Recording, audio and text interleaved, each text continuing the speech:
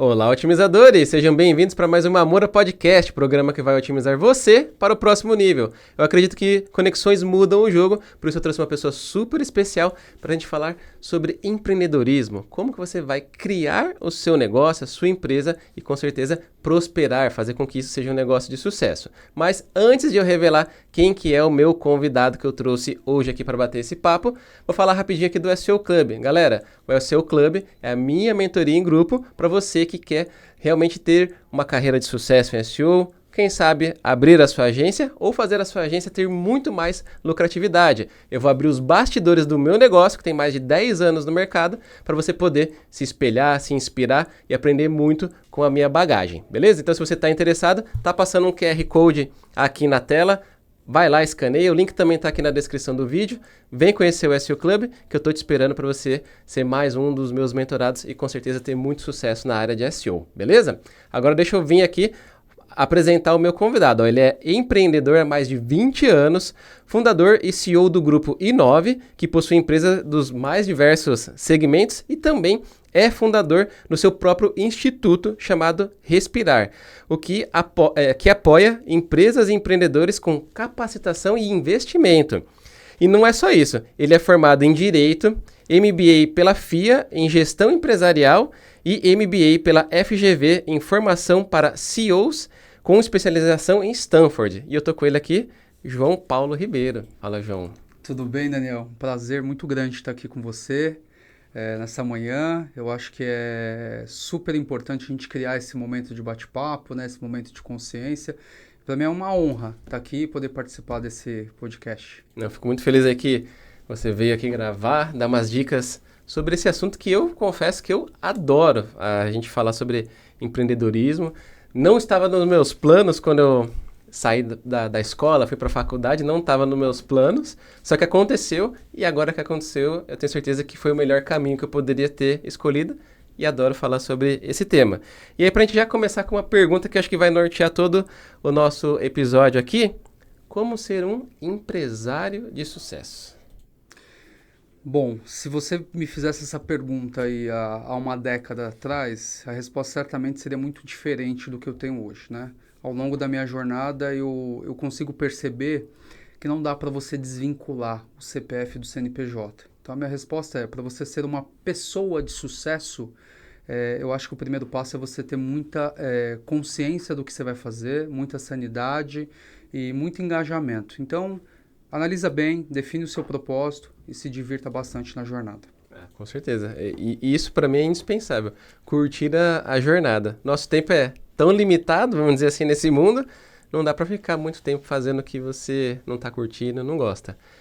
Que nem eu trouxe aqui na sua apresentação, você já tem mais de 20 anos de bagagem. Mas como é que surgiu o empreendedorismo na sua vida? Como é que foi o início da jornada? Daniel, eu venho de uma família bastante humilde, né, do ponto de vista social, do ponto de vista financeiro, e, obviamente, como qualquer outro jovem de recursos limitados, a gente tem já uma predisposição a aceitar, né, as estatísticas, que é, você nasce num bairro ali mais periférico, compra um terreno, constrói uma casa, estuda aquilo que está a seu dispor, né, dentro daquela realidade e cai numa estatística. Então, esse é um modelo, talvez, de sucesso aí imposto a você. E eu, sendo mais jovem, sempre muito questionador, né, desse modelo aí imposto, né, esse modelo social imposto de sucesso, eu começo a questionar um pouco dessa trilha, sabe, de sucesso. E aí eu decido que eu vou estudar, eu vou fazer faculdade, e aí vem um sonho, né, brota esse desejo de fazer a faculdade de Direito, né, que outrora era uma faculdade um pouco mais difícil o acesso, economicamente falando mais cara, né, do que as outras faculdades, e eu começo a empreender a partir de um conselho do meu pai, né. Meu pai é uma pessoa de pouco estudo, né, veio do Nordeste para cá para tentar a vida, como outros tantos, e meu pai era sapateiro. E aí ele falou, João, por que você não abre uma sapataria e ela sim vai ser uma alavanca para poder fazer a faculdade de Direito? E aí eu dei risada e falei, pai, eu mal sei amarrar o meu cadarço, o que eu vou fazer numa sapataria? E eu brinco que a sapataria, né, depois de aberta, ela foi o grande celeiro ali para mim de aprendizado, né? De todos os termos hoje que a gente pratica, eu acho que eu descobri lá atrás, né? O que que era um CAC, o que que de fato era um MVP, né? Uhum. E ali a sapataria foi um grande aprendizado. Ali de fato eu começo, a gente abre uma sapataria num bairro, eu começo a tirar boas lições efetivamente dali, de como explorar mais um negócio, né? Fazer com que realmente o negócio se torne mais rentável. A gente vira fábrica, começa a fabricar chuteiras para time de várzea no bairro, né? Isso foi uma ideia ali nossa. E depois botas, sandálias, enfim, vira uma fábrica de fato. E aí eu consigo essa alavanca para entrar no mundo jurídico. E aí, a partir daí, eu começo a entrar em outros mercados, né? Entender, explorar outros mercados para então chegar hoje num grupo consolidado que é o Grupo I9. Legal. Então hoje você tem, vamos dizer, participação ali, tem vários negócios, né? E você faz essa gestão. Normalmente já é difícil fazer a gestão de uma empresa, de um negócio. Imagina que de vários a complexidade deve aumentar um pouquinho mais. Nessa sua jornada, o que você coloca aí que foram grandes erros e acertos ou aprendizados que você teve para conseguir chegar nesse ponto de conseguir fazer a gestão de várias empresas ao mesmo tempo? Eu acho que, como todo empresário, né, a princípio, ele não recebe, né, uma cartilha de como atuar, né? A gente não recebe nada de capacitação na escola, né? Quase nada na faculdade, dependendo do curso que você escolha, e ainda assim o conhecimento ele é muito estático, né, na faculdade. Então, eu acho que os maiores desafios foi realmente a gente criar uma consciência, né, criar uma consciência de fato, entender que antes de você jogar o jogo, você precisa planejar, né, fazer um bom plano, né, olhar para o mercado, e aí eu falo o seu mercado e o mercado externo, e aí sim você ir com bastante consciência, né, com bastante pé no chão, para realmente entrar nessa jornada que é empreender, que não é fácil. Sim. E trazendo aqui para nossa galera, que eu chamo que são os otimizadores, a galera que trabalha com SEO. Nós somos normalmente pessoas mais técnicas. Eu sou formado em engenharia da computação, depois eu comecei a pôr um pezinho no marketing, desenvolvimento de sites, e acabei migrando definitivamente para o SEO, que conecta os dois mundos, a parte criativa com a parte técnica. E eu acabei abrindo a minha própria agência, mas, que nem te contei aqui nos bastidores, sem muita orientação. Só falei, vou abrir a minha agência e fui aprendendo aos trancos e barrancos, mas deu certo. Mas hoje, com a visão e a experiência que você tem, qual que seria a estrutura, os primeiros passos de uma pessoa técnica que tem o desejo de começar a empreender? O que ela tem que prestar atenção para não errar logo na largada? Eu acho que todo o sentimento de empreendedorismo, né, ele nasce primeiro do desejo e depois da necessidade. Eu acho que empreender por necessidade é um risco muito grande, Daniel, porque a empresa, o negócio, ela tem o seu timing, né? Ela tem o seu tempo de maturação. Dependendo do mercado, muitas vezes você precisa pivotar a tua empresa, então isso exige uma resiliência a mais. Então a gente precisa, de fato, ter bastante consciência no que vai ser feito. Ponto 2. Eu acho que 5 pilares são fundamentais, independente do mercado, independente do tamanho da sua companhia. 5 pilares para mim, tá? Até brinco, eu apelidei isso de método golfe, que a gente precisa ter um ganho de visão. Eu preciso ter uma visão acurada daquilo que eu vou fazer. Eu preciso entender que ganha o jogo quem faz mais rápido e melhor. Então eu preciso ter uma otimização de processo. Logo, eu também tenho que ter uma liderança em tudo que eu vou fazer, seja interna ou externa, e eu preciso ter essa transição aí de liderança, esse entendimento. Eu preciso ter foco no meu cliente, e aí é no cliente da base, é no novo cliente, né? A gente precisa ter foco em vendas. E por fim, a gente precisa ter uma entrega, né? Uma execução excelente, com uma boa pitada de inovação. Então esses são 5 pilares para mim que, independente do negócio, independente do ramo, o empresário que criar essa consciência, realmente ele tem uma tendência de abrir um negócio campeão. Legal, gostei. Vou falar que agora eu jogo golfe. Gostei da sigla aí, do acrônimo, ficou bem legal, bacana. Vai dar um corte, você vai dar um corte bem, bem bacana para nós. Aí trazendo está dentro desses pontos aí que você trouxe, mas 2 pontos que eu vejo hoje que são grandes dificuldades para pessoas da nossa área aqui de SEO, que eles começam a abrir um negócio, só que muitas das vezes eles não prestam atenção nisso, porque eles estão focados muito na entrega, na otimização, eles estão focados na parte do mão na massa. Só que tem a parte, vamos chamar, administrativa, comercial, que muitas das vezes o pessoal acaba não prestando atenção. Óbvio que eu não vou falar para ninguém sair aqui e fazer uma faculdade de administração ou de vendas, mas o que você acha que seria um direcionamento para não errar nessa questão que envolve o dinheiro, tanto a entrada, a parte comercial, quanto o uso do dinheiro, né? Os gastos, que é o comercial e o financeiro. Que dicas que você traria aí? Eu escutei uma certa vez de um consultor que ele falou para mim, João, custo é igual unha, né? Cresce todos os dias e todos os dias você tem que aparar.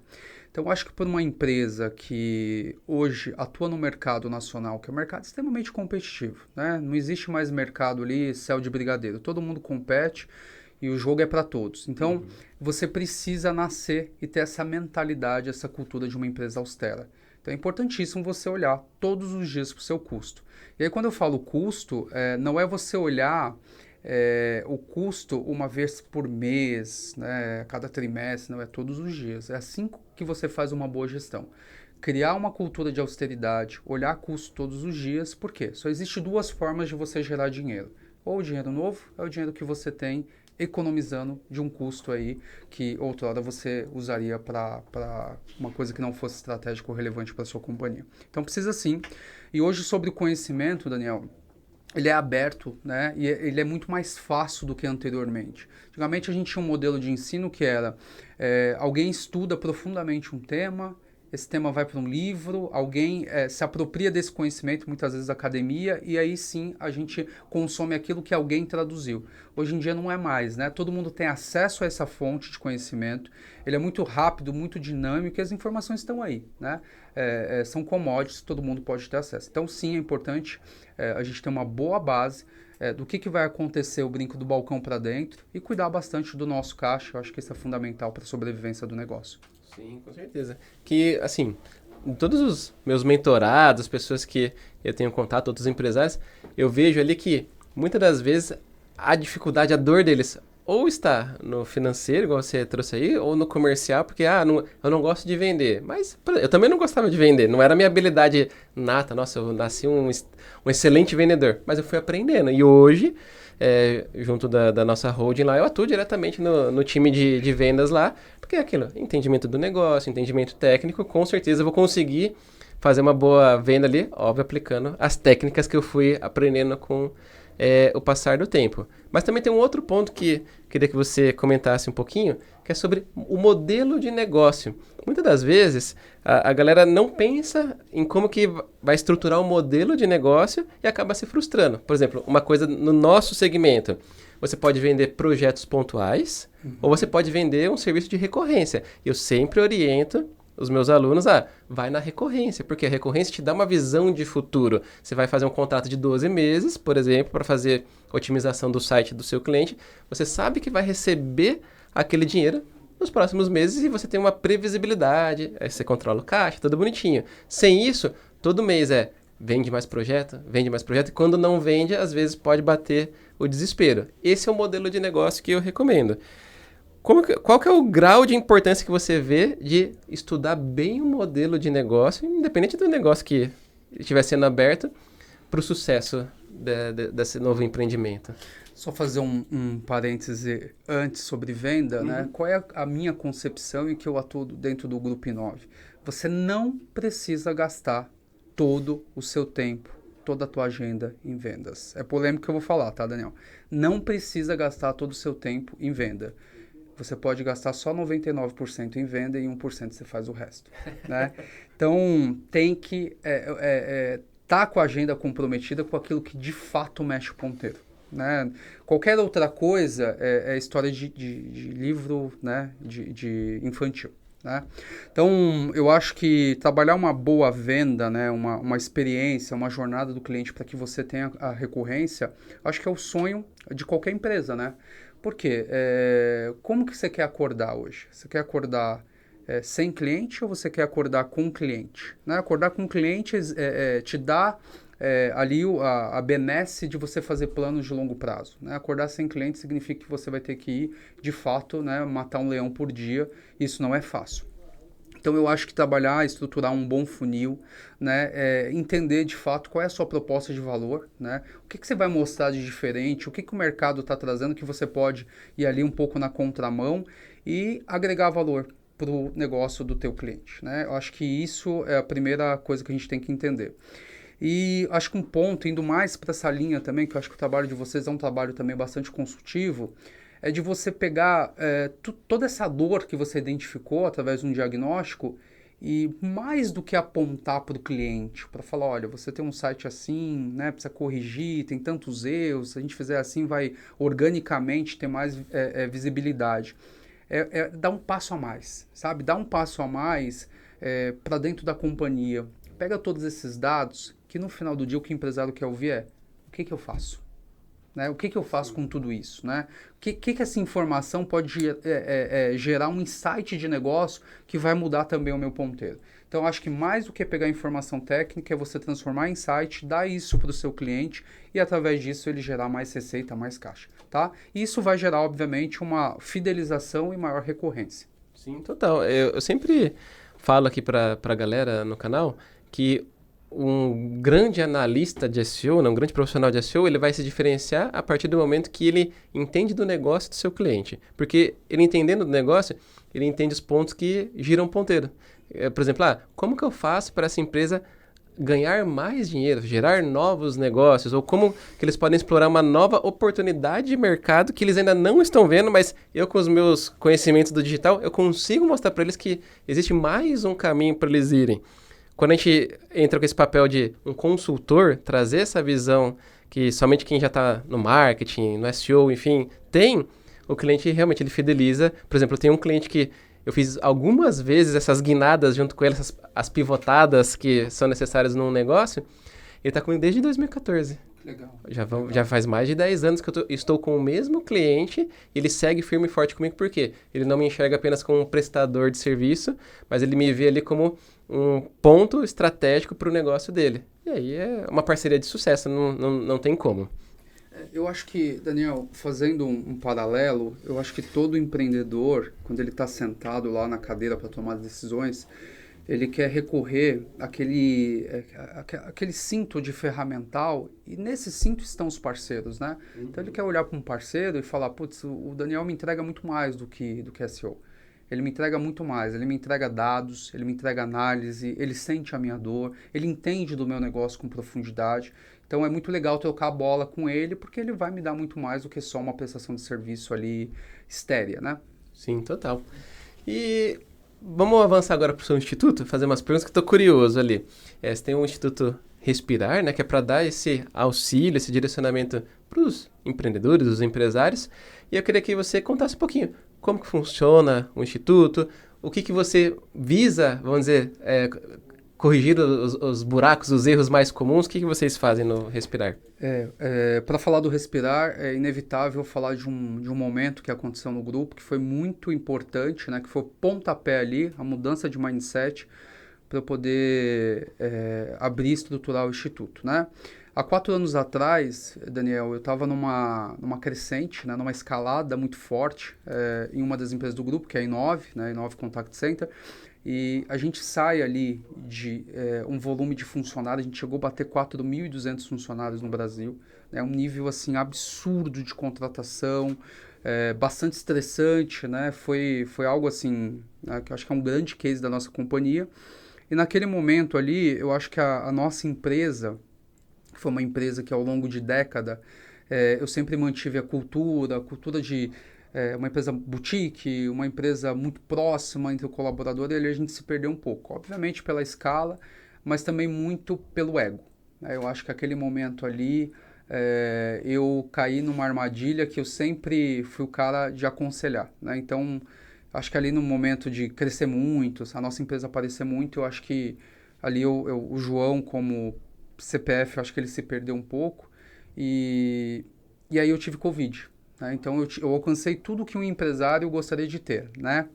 Sucesso, a gente financeiramente estava muito bem, né? Reconhecimento do mercado e uma empresa que tinha passado décadas ali. Mas eu pego o Covid e quando eu vou para o hospital, eu enfrento realmente a minha maior batalha, né? Eu fico 23 dias internado, 8 entubado. A minha intubação deu absolutamente tudo errado no primeiro dia, então eu quase morri. E esses 23 dias foi uma grande batalha para mim, né? Uma jornada para eu entender e ver qual de fato era o meu significado e qual legado eu ia deixar. Será que ali, se acontecesse realmente um chamado do Papai do Céu para eu ir naquela hora, o João tinha cumprido o propósito dele aqui na Terra?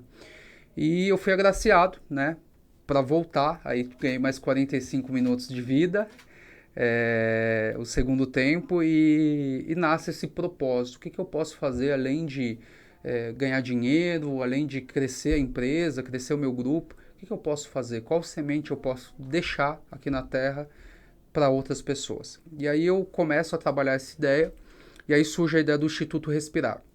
O que é o Instituto para a gente exemplificar? O Instituto é o primeiro hospital e maternidade de empresas do mundo. Por que hospital? Porque hoje quando a gente está doente, obviamente a gente vai ao médico, nosso carro está quebrado, a gente leva ao mecânico. Quando a nossa empresa está com problema, está dodói, ela vai para a estatística, ela morre.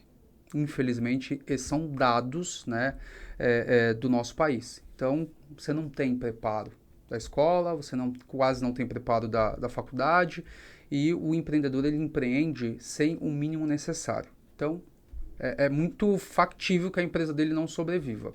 Fora isso, a gente tem muitos talentos. Assim como no futebol, no esporte, a gente tem muito talento. Acho que o Brasil ele tem uma vocação para empreender, ele é inovador. Só que muitas ideias, Daniel, infelizmente nasce e morre no travesseiro todos os dias. Então a gente quer abraçar e apoiar essa causa de ajudar as empresas que estão ali. Tem potencial, né, para crescer, para se estruturar, mas estão patinando. E também as ideias que podem se potencializar, e a gente quer criar uma incubadora para que nasça de verdade ali, nutrida de conhecimento, né, de método e também, né, se for o caso, de investimento. Esse é o Instituto, esse é o nosso framework aí de ajuda aos empresários. Ou seja, vai pegar o empresário ali pela mão e vai ajudar ele a ter sucesso, né? Progredir com a empresa ali. E nesse tempo aí que você... Quanto tempo já tem o Instituto? O Instituto acabou de ser lançado, a gente ficou estruturando ele por 3 anos. Acabou, assim, é um bebê ainda, né? Tem poucos meses. E a gente vai fazer um lançamento oficial dele no mercado, vai ser em agosto, né? Para o mercado, para todo mundo, mas... eu brinco que é um projeto que, assim, ele não é do João, né? O Instituto, ele é de todos e foi muito bem abraçado. Hoje, para você ter uma ideia, todos os meus fornecedores do grupo, a gente não pede doação em dinheiro, né? A gente pede doação de tempo e conhecimento. Então, todos eles pegaram um percentual do tempo de contrato e doaram para o Instituto. Então, a gente já tem ali um celeiro de advisors prontos, né, de prontidão para poder ajudar. A gente tem já 3 empresas que a gente está apoiando aí.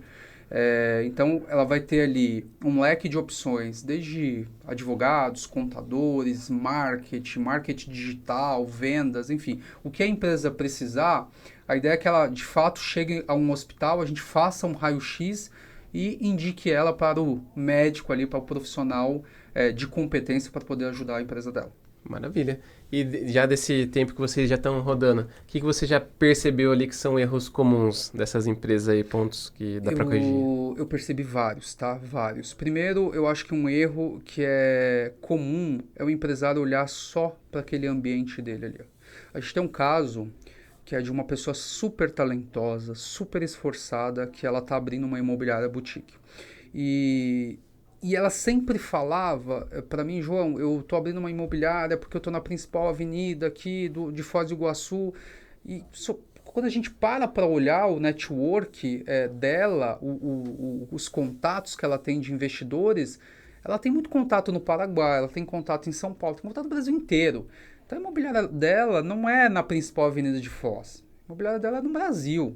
Ela não tem esse limite e ela nunca percebeu. Uhum. Né? A gente conversando, fazendo o plano estratégico dela, a gente percebeu que com o mesmo investimento ela teria uma presença nacional. Então, eu acho que é isso. O empresário, ele, infelizmente, como ele está ali na necessidade dele, né? Os boletos, as contas estão chegando, ele não tem muito tempo para fazer esse respiro e planejar, de fato. Acho que todos eles ali precisam realmente de um momento, né, aquele momento out ali para olhar o negócio dele de fora e planejar e ver as possibilidades que estão rodando por aí. E a outra, um erro que é muito comum, é a gente não se aproveitar da nossa rede relacional.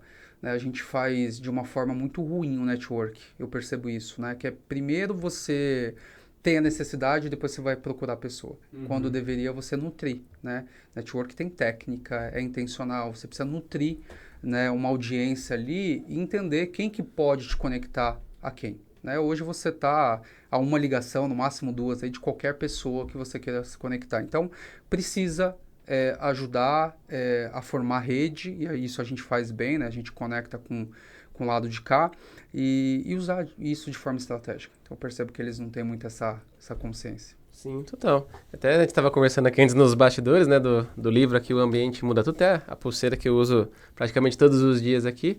Eu acredito muito nisso. É entender como que o ambiente é feito de pessoas, né, não é só o ambiente físico, é um ambiente de pessoas, elas só vão no ambiente físico para se conectar muitas das vezes. É entender que servir primeiro, ser interessante não interesseiro, aquelas diquinhas que a gente vai pegando aqui e ali, que fazem total diferença. E aquilo, né? Muitas das vezes eu vejo que, por exemplo, uma das minhas motivações de abrir o SEO Club foi porque várias pessoas que eu tinha contato pelas redes sociais ou em algum projeto aqui, outro ali que a gente trabalhou junto, a pessoa falava, Daniel, eu atuo na área de SEO faz X anos, mas eu não consigo construir relacionamentos, eu não consigo conectar com outros profissionais, eu não consigo sair da minha cidade aqui do interior de Minas Gerais e fazer negócios com outras empresas de outro lugar porque eu não tenho a ponte, como conectar. Eu falei, então eu preciso criar um ambiente para que essas pessoas possam se conhecer, fazer negócios juntos, ter essas trocas. Foi daí que surgiu a ideia do SEO Club. E hoje eu tenho pessoas até fora do Brasil, tem gente de Portugal, da Espanha que participa, e a gente vai fazendo essas trocas, entendendo como que é o SEO não só no Brasil, mas um SEO global, e aí a gente vai trocando projetos, rola contratação, troca de projetos, é bem legal esse ambiente, e tudo é o quê? Construir um ambiente propício para o network. Então, galera que está aí em casa, busquem um ambiente, até a gente estava conversando aqui antes, a gente está em várias mentorias, por quê? Para construir network, conhecer pessoas novas, e estar em ambientes que realmente fazem a diferença para nós. Um outro ponto que eu também peguei aqui da apresentação do Instituto, tá lá que vocês ajudam também, não só na questão de dar esse socorro, né, quando a empresa está precisando, mas também a questão do investimento, né? O que você coloca ali que são pontos importantes para a pessoa que está pensando em um dia buscar um investidor? O que ela tem que preparar a empresa dela para ela estar apta para receber um investimento? Eu acho que primeiro a gente entender que buscar um investimento, ele tem um momento ali de cura, né? Ele tem um momento certo, um momento ideal. Quando você buscar investimento, quando você está precisando, é difícil, né? A tua audiência está baixa e a outra pessoa percebe isso. Então a ideia é que você tenha uma empresa estruturada, você tenha uma empresa com bons processos e você tenha uma empresa que já fature alguma coisa, né? Fature bem e aí margem final ali, EBITDA, esteja ok. Porque aí você consegue realmente passar para o investidor a segurança dele estar comprando um papel, né? Um papel seguro. Buscar investimento quando você está precisando de dinheiro, o nível de desconfiança do investidor aumenta. A probabilidade dele fazer uma oferta muito menor do que a tua empresa vale, ela é gigantesca e a probabilidade dele falar não também. Então, eu acho que ninguém investe, nenhum investidor vai investir numa empresa que está doente. Então, esse é o nosso propósito. Quando o empreendedor vem, a gente analisa, né, faz o check-up da empresa, ajuda a estruturar e sim, a gente vai orientá-lo a fazer uma rodada de captação. E aí pode ser uma rodada com o próprio instituto ou pode ser uma rodada com algum investidor que tenha correlação também, que tenha fit com o negócio dele. Isso é muito importante, né?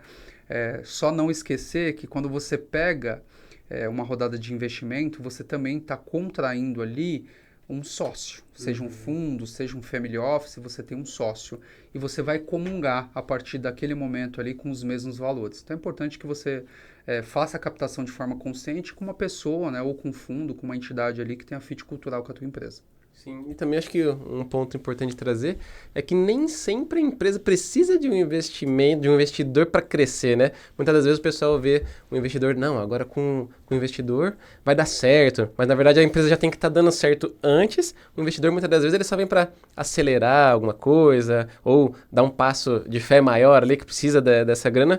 Nem todo mundo, né? Acho que precisa de um investidor, né? Não é uma regra. Pelo contrário, eu acho que quando você entende o momento da tua empresa, você vai perceber que com uma boa otimização de processo, com um bom plano, com um bom estudo de mercado, talvez você não queira um investidor, né? Porque você já tem resultado suficiente ali e você vê, putz, eu não estou no estágio ainda para alavancar, né? Eu posso esperar um pouco mais. Então, ter um investidor, repito, é uma responsabilidade muito grande, né? Vai te exigir não só resolver as suas coisas, tomar suas decisões, mas como também reportar a saúde do teu negócio por um terceiro. Então, quase sempre você está correto. Quase sempre quando ele está com o negócio na mão, bem estruturado, ele nem pensa muito no investidor. Exato. Às vezes só acontece, né? Mas não está buscando ali. Isso é bem, bem importante. E trazendo até uma das letrinhas ali do golfe, você falou sobre liderança, né? Que é super importante liderar. Você falou que mais de 4.000 pessoas aí no seu grupo. Como você trabalha essa questão de liderança, cultura, pensando numa empresa de mais de 4.000 pessoas? Hoje, no nosso grupo, a gente tem cerca de 250 pessoas. Já dá um trabalhão essa parte da cultura e a gente tem lá os nossos ritos, tudo bonitinho. Mas eu queria ouvir de você como que é nessa escala de 4.000 pessoas. A gente hoje tem um outro tamanho, né? A gente bateu 4.200 naquela época, a gente fez um downsizing forçado para chegar num size ideal do grupo. Mas, enfim, continuamos empregando bastante gente pelo Brasil inteiro. A gente tem um modelo de gestão na Inove, que é um modelo de gestão bastante situacional, né? A gente, primeiro, desde o processo lá de onboarding do nosso RH, a gente entende que cada pessoa, cada ser é diferente, né? É diferente, tem suas habilidades, né? Hard skills, soft skills, e a gente respeita muito isso. Então, quando a gente vai gerir, a gente tem esse olhar, né? Esse olhar de, poxa, o Daniel é um cara mais jovem, a gente vai olhar, por exemplo, fazer uma anamnese ali do que é os anseios dele, o que ele, lá no começo, o que ele, cara, projetou para a vida deles, o que a gente pode fazer para contribuir. Então, ele funciona dessa forma, não adianta a gente querer usar uma gestão igual para um cara que tem lá os seus 50 anos, que está pensando na sua aposentadoria, para um jovem que tem 25 anos. Né? O jovem de 25 anos... estudo bastante neurociência, ele não tem nem a bainha de mielina ainda formada, então ele é extremamente emocional. Para ele não adianta você falar que se ele bater as metas, ele vai ganhar ações da empresa, que ele vai poder resgatar daqui a 10 anos. Não, ele está preocupado com o happy hour na sexta-feira, sabe, com algo imediatista. Diferente da pessoa que está pensando, né, no longo prazo. Então, a gente tem uma gestão bastante situacional, uma gestão muito próxima e acolhedora. E na Inove a gente tem um preceito que é acordos claros, tá? Todo colaborador, quando ele entra, a gente tem um acordo de olho no olho para falar: essa é a expectativa que você tem, essa é a nossa expectativa sobre você. Vamos juntar, vamos dar as mãos e é isso que a gente vai cuidar dessa relação ao longo do tempo, tá? Então é uma relação muito próxima. Eu brinco que na Inove, se você der um grito lá e falar quem que é o dono da empresa, ninguém vai saber te responder, porque o senso de dono das pessoas, ele é muito latente, né? Brinco, não somos uma família, mas temos um sentimento de família. Não somos uma família, mas somos um time, e ninguém combinou isso. As pessoas têm esse senso de time, assim, é impressionante. Em qualquer cidade que a gente vá, temos essa cultura muito forte, sabe? Isso é oriundo, obviamente, de uma liderança acolhedora. Legal, bacana. E assim, como que vocês fazem para dar manutenção? Eu sei que tem a contratação, tem esses primeiros ritos que você falou, mas tem algum outro tipo de rito que vocês fazem periodicamente? Alguma coisa que vocês fazem para unir os times que estão até em cidades diferentes? Como que é esse processo? A gente, primeiro, todos os anos a gente define ali, meados de outubro para novembro, o nosso plano estratégico, né? Toda a diretoria, a alta liderança da empresa. A gente traz para as pessoas antes, para ser validado todos os pontos ali do nosso plano de crescimento, plano de produtos, plano de marketing, enfim, tudo. E a gente começa a apresentar para a companhia no começo de janeiro. Então a gente faz uma rodada com todo mundo, a gente acabou de fazer em BH, fez São Paulo, fez BH, a gente roda aí em todos os sites da empresa e apresenta na íntegra para eles. E o que é íntegra? É tudo. É desde a meta financeira da empresa, a meta de EBITDA, quanto que a gente quer faturar por cliente, quais são as outras metas. Hoje a Inove ela tem 4 grandes metas e assim fica claro para todo mundo. E a partir dali a gente fala o como. Como a gente vai alcançar. Fatia uma parte do plano e entrega para cada gestor passar para suas equipes. Então, cada gestor, ele tem um orçamento, ele tem que bater meta de orçamento, ele tem que trazer para a equipe dele se a gente está indo no caminho ou não. Então, esses ritos, eles acontecem quase que todos os dias com a gestão, né, com a média gestão, e comigo pelo menos uma vez por mês. A gente tem o Papo e Cultura, que é comigo, e a gente sempre fala de cultura e também traz esse rito, né? Esse rito de gestão para eles. E aí a gente tem os guardiões também da cultura, que é um profissional de cada cliente, que ele é responsável por levar e medir também esse termômetro, né?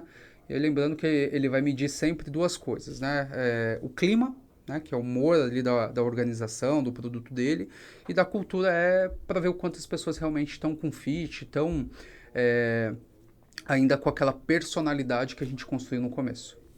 Bacana, bem legal. Não, é interessante que alguns pontos que você trouxe aí, a gente já faz aqui pelo Guardião da Cultura, os ritos periódicos, e é engraçado que quando a gente começa até a entrar nesse mundo do empreendedorismo, pelo menos na minha época, quando eu comecei, não se falava muito disso. Era muito focado no processo, tal, mas a cultura em si foi uma coisa que eu vi ganhando mais força nos últimos anos. E depois que a gente começou a aplicar no grupo, na empresa, eu vi o quanto que faz diferença. Porque muitas das vezes é aquilo lá, a gente não entende por que está tendo turnover alto, porque que às vezes a gente não está batendo certas metas, mas a partir do momento que você define uma cultura, a cultura que você quer que a empresa tenha, você começa a reter as pessoas certas, a cultura também repele as pessoas erradas, e você começa a ter mais segurança para compartilhar os números, que também isso é um outro, vamos dizer, um mito, vamos colocar assim, que muitas das vezes o pessoal fala, não, eu não posso falar quanto que a minha empresa deseja faturar, ou o ticket médio, qualquer coisa do tipo, com os colaboradores, porque talvez eles não vão entender. Mas eu entendi que quanto mais você compartilha da meta, mais fácil fica deles entenderem por que eles estão fazendo certas atividades. E aí todo mundo vai para a mesma direção, fica muito mais fácil. Então são alguns detalhezinhos aí que cultura para mim é fantástico, é primordial. Um exemplo lá do nosso grupo, a gente tem os guardiões, que são por setores também dentro do grupo, e toda segunda-feira a gente tem ali 8h30 da manhã, 30 minutinhos para repassar a cultura, trazer um direcionamento e manter viva. E uma vez por mês a gente reúne todo mundo online ali para fazer um bate-papo com o CEO, para todo mundo realmente ter esse contato, ter essa energia e a gente caminhar para a mesma direção. Legal, bem bacana. Daniel, eu acho que o empresário, né, o empreendedor que não está muito atento à cultura da empresa dele, já diria Drucker, vai ser engolido no café da manhã, né? Então, não adianta você ter uma estratégia maravilhosa, se você não se atentar para a cultura, você vai perecer a sua estratégia com certeza. Sim. E um ponto que eu marquei aqui na minha colinha para te perguntar, que eu quero saber da sua visão. A gente falou lá, até desde o começo do programa, pegar o CEO e ajudar ele, né, a corrigir os problemas da empresa, enfim, fazer ela prosperar. Mas todo fundador precisa ser o CEO da sua empresa? Não. Aliás, eu acho que dependendo do tamanho, né, da maturidade, do estágio de vida que a sua empresa está, é salutar que o fundador não seja o CEO, tá? Vou explicar. Hoje eu sou CEO do grupo, tá? Mas por uma questão estratégica, isso tem tempo e hora para acabar, tá? Eu estava no conselho, eu era presidente do conselho do grupo, saio do conselho porque a gente está montando um produto aí que em breve vai movimentar bastante o mercado e eu decidi voltar para a gente poder fazer essa implementação, mas é por tempo limitado. O ideal é que o fundador, ele olhe sempre a companhia de fora. Né, e que ele faça esse papel realmente de dar um zoom out e olhar a companhia, olhando todo o mercado, olhando os concorrentes, vendo também se não há algum negócio, alguma coalizão ali dentro do setor dele. Então, acho que o fundador ele é muito mais importante para olhar a empresa da porta para fora. E o CEO, normalmente, é um cara que, assim, ele é exímio para executar a estratégia. É o cara que vai garantir ali a cultura, que vai ser o guardião da cultura também, mas ele vai fazer com que a máquina toda se movimente de uma forma orquestrada. Eu acho que esse é o papel do CEO. E muitas vezes o fundador, assim, ele já tem uma visão, ele já sabe como é que funciona, né? Como é que a banda toca do balcão para dentro, mas ele é o cara que é farejador de boas oportunidades. Então eu acho que é salutar que ele olhe de fora e esteja menos envolvido no processo operacional. Sim, não deixar o fundador atolado ali dentro da operação, que às vezes cega ele, né? Com certeza. A gente sabe que no dia a dia, independente do setor que você trabalha, serviços, produtos, enfim, o dia a dia, como ele é muito dinâmico, competitivo, faz com que você cada vez mais, né, põe a cabeça dentro da água ali para respirar fica difícil. Então, o fundador ele tem que estar com a cabeça fora. Totalmente olhando o cenário externo, olhando tendências de negócio, olhando ameaças, né, e comportamentos do mercado para poder trazer essas informações já digeridas para a companhia. Pô, legal. Gostei dessa pergunta aqui. Trouxe bastante luz aí, que esse é um ponto que muitas vezes a gente tá nas rodinhas de empresários e surge, vira e mexe. Ah, mas eu não sei se eu contrato um CEO, se eu continuo como CEO, porque é o fundador, né? Aí tem aquele sentimento do fundador que não quer largar o osso, mas às vezes para a empresa o melhor é que ele não fique nessa cadeira ali. Bacana. João, vamos pro segundo bloco aqui do nosso programa? Bora, tá muito legal a conversa. A gente já teve uma aula aqui sobre empreendedorismo, mas eu quero que as pessoas também conheçam um pouquinho do João, para se conectar com você e pegar também alguns insights da pessoa. Primeira pergunta, qual livro que você leu assim você recomenda de olhos fechados? Cara, pergunta difícil, assim, eu adoro ler, acho que leitura, ela te aumenta o campo de visão, ela te prepara, enfim, a leitura é muito bom. Eu deixaria 2 livros aqui, 2 dicas, tá? Eu acho que um para o nosso universo de estar na lida todos os dias como empreendedorismo, como empreendedor, né, de fato, que é O Lado Difícil das Decisões Difíceis, tá?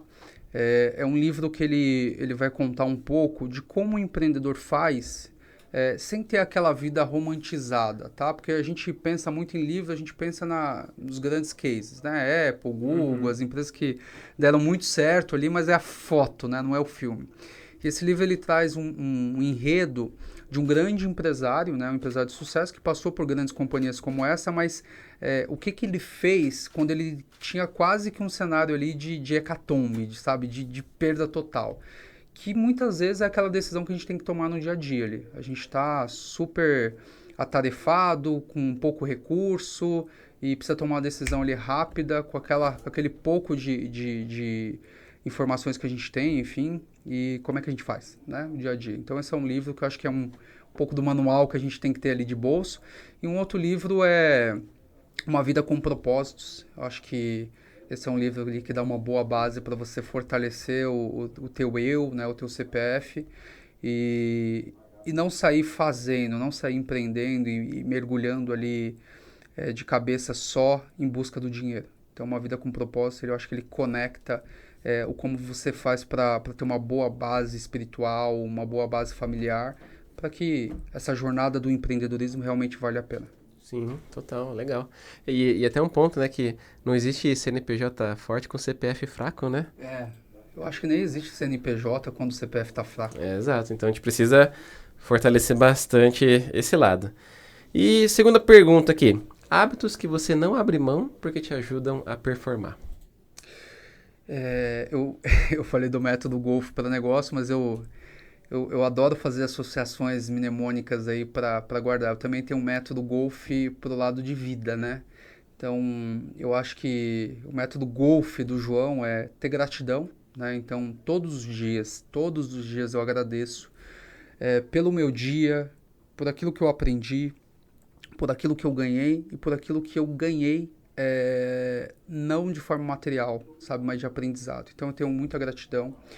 Eu oro todos os dias e eu obedeço todos os dias, né? Não adianta você orar, pedir e não obedecer. Então eu obedeço, né? Eu obedeço aquela voz que está vindo de dentro do João, acho que aquele feeling que a gente tem como empreendedor.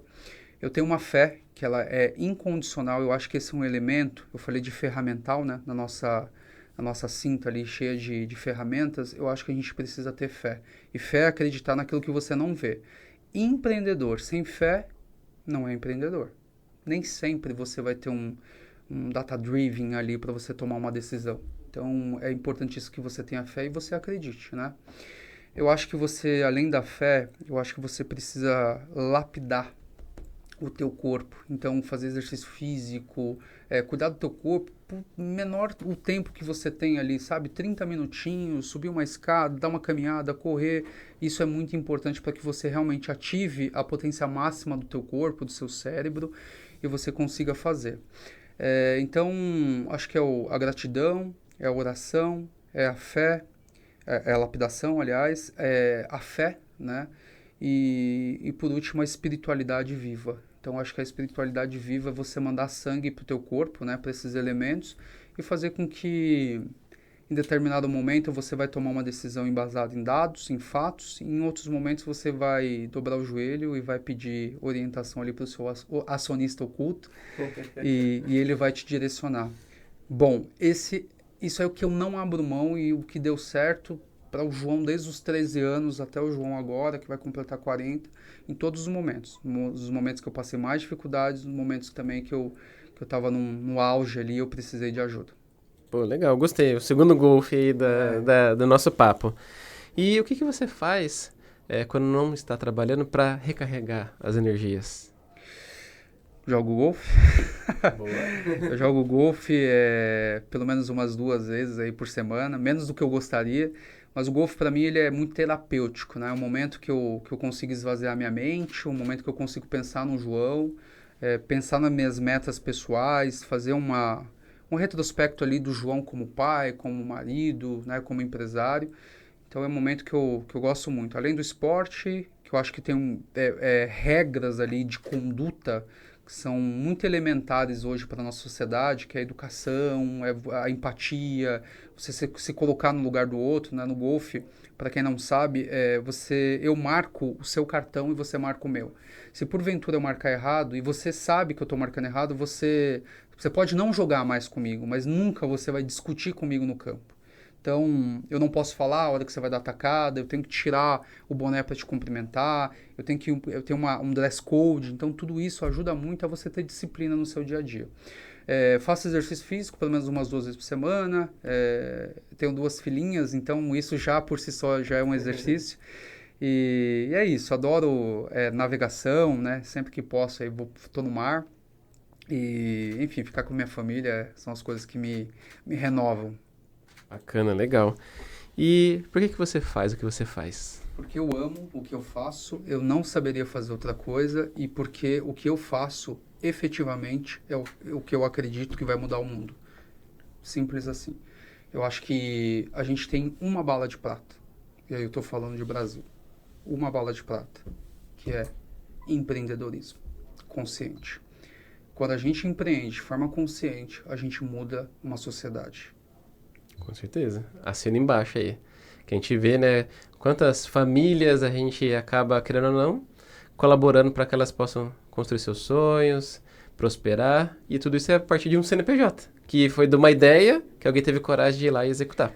Daniel, assim, ó, desde a minha trajetória, né, obviamente eu te contei um resumo aqui, mas em todos os momentos da minha vida, todos os meus sonhos, eles só foram possíveis porque eu empreendi. Todos eles. Então, a primeira empresa foi porque eu, de fato, tomei essa decisão de empreender. Entro num outro game. Quando eu vou para o mercado privado, eu começo a olhar que tem uma lacuna, que tem uma dor ali. Eu tenho essa coragem de empreender. Eu subo mais 10 passos e assim foi. Eu só entrei no universo e tenho o acesso que eu tenho hoje porque eu empreendi. Não existe outra forma. E empreender, muitas vezes, óbvio, né? A gente empreende... seríamos muito felizes se tivéssemos todo esse preparo, né? Esse empacotamento aí que eu falei na escola, mas mesmo não tendo, quando você conquista alguma coisa, quando a tua família tá vendo ali que, poxa, abriu uma empresa, tá dando certo, nasceu um filho e tá dando fruto, isso te obriga a querer ser melhor. Então, o João lá do passado, poxa, eu tava... o meu maior projeto era estudar direito, né? E aí depois, com o nível dos negócios crescendo, eu fui estudar em boas universidades, fui estudar fora do país, fui morar fora do país. Então, isso através desse ecossistema de empreender. Então, por isso que eu falo, o empreendimento é uma coisa que ela vai mudar desde a educação dos nossos filhos à realidade social do país. Que aula, hein, gente? Que aula! E, João, aqui no programa, a gente tem um desafio que a gente passa para quem está em casa assistindo. É deles descerem aqui nos comentários e colocarem uma palavra que represente esse episódio, mas essa palavra quem vai dar é você. Que palavra que eles têm que descer aqui agora nos comentários e colocar aí pra gente saber que eles pegaram todas as dicas até aqui? Propósito. Boa. Então, galera, desce aí nos comentários, coloca propósito, que eu e o João a gente vai saber que você assistiu até aqui, pegou todas as dicas e prestou bastante atenção. E, João, última pergunta aqui do nosso programa. Se você pudesse dar um único conselho, uma coisa prática, para quem está assistindo aqui agora, e ele ir lá e abrir o seu negócio, e isso com certeza vai ajudar ele para ele prosperar mais. Que dica que seria essa? Eu acho que, bom, primeiro passo, não evita empreender por necessidade. Entenda que o seu tempo é diferente do tempo do negócio, tempo da empresa. Investe bastante tempo pesquisando o teu mercado, tá? Faça uma pesquisa, eu dou uma dica para os meus mentorados, que é assim, ó, às vezes você não tem como contratar uma consultoria para fazer um estudo de mercado, e você nem precisa. Basta você conversar com alguns profissionais. Conversa com um gerente de banco. Conversa com um contador. O contador, ele está no nascituro das empresas. E o gerente do banco está no dia a dia. Quais mercados estão realmente ali com dificuldade? Quais mercados estão nascendo? Como é que está o comportamento dessas empresas? Como é que ela está sofrendo o baque econômico? Então, assim, são profissionais ali que podem te dar insumos. Fora isso, conversa com empresas, né, que teoricamente serão seus concorrentes.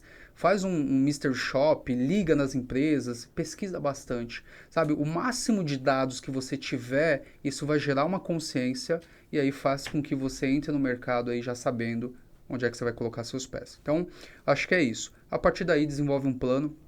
As pessoas confundem muito, né? Eu tive uma ideia e vou abrir um negócio. Então, eu já tenho um plano de negócio ali com algumas informações. Não, o plano de negócio é diferente de plano estratégico, né? O plano estratégico é bem rápido, assim, só para a gente materializar. É como se você fosse para uma viagem, tá? Programasse uma viagem. Essa viagem, qual é o propósito dela? Essa é uma viagem de trabalho, essa é uma viagem a lazer. O que eu quero trazer na minha mochila de volta dessa viagem? Isso é o propósito, tá? Isso é a razão da viagem existir. Beleza. Como é que eu vou para essa viagem? Eu vou de carro, eu vou de trem, eu vou de avião, qual é o modal? Com quem que eu vou para essa viagem? Quem vai estar comigo? Qual vai ser a minha equipe? Quem serão os colaboradores? A partir daí, quanto que a gente tem para gastar nessa viagem? Né? Qual é o orçamento de fato que a gente tem para gastar? E daí você vai desenhando, né, essa viagem, o seu percurso, o que você pode ter de surpresa nesse trajeto ou surpresa na própria viagem. Isso tudo eu estou exemplificando através de uma viagem, mas é a empresa, é o teu negócio. Quando você tiver esse plano, sabendo onde você quer chegar, né, o que você quer fazer, o que você não quer fazer, eu digo, pode ir. Você está mais preparado pro game. Pô, legal. Que aula, hein, galera? João, obrigado aí pelo seu tempo, você ter vindo aqui gravar comigo. E se a galera quiser conectar com você, qual que é o melhor canal para conectar e te mandar umas perguntas? Daniel, eu que te agradeço, obrigado imensamente, parabéns pelo trabalho que você faz. Eu acho que a gente criar consciência começa daqui, né? Começa a levar informações, né, direto na fonte, né? Através do podcast, através do seu próprio programa de mentoria, do seu ecossistema. Então, parabéns pela sua iniciativa. Vejo você, acompanho também, um cara super aguerrido, você é seu sócio. Eu sou um cara ainda pouco digital, né? Comecei há pouco tempo aí, até pelo Instituto. Então, quem quiser me achar, pode achar pelo Instagram, vai estar o link aqui, pelo LinkedIn também, pode mandar mensagem lá, eu respondo. E fica o convite para vocês visitarem também as redes sociais, que em breve vai estar no ar do Instituto, né?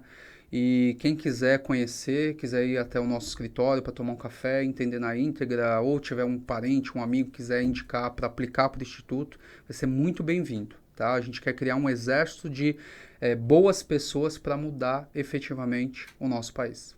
Fantástico. Então, galera, todos os links eu vou deixar aqui na descrição do vídeo. Vai lá, já começa a seguir, se conecta com o João, que eu tenho certeza, se você tem, nem que seja aquela pequena fagulha aí dentro de você de empreender, esses vão ser, com certeza, canais que vão te ajudar nessa jornada e você vai conseguir aí prosperar muito mais, porque que nem o João acabou de falar, não é sorte, tem muito planejamento e você precisa buscar esse conhecimento com quem está no mercado, está aí atuando e com certeza vai te dar um bom direcionamento, beleza? E se você assistiu o episódio até aqui, não se esqueça de deixar o seu like, de se inscrever no canal e ativar o sininho, porque toda terça-feira tem o Mamura Podcast e às quintas-feiras nós temos a nossa live onde a gente fala sobre aquele assunto mais técnico que eu sei que vocês gostam muito. Então, a gente se vê no próximo vídeo ou no próximo podcast aqui no meu canal. Até lá!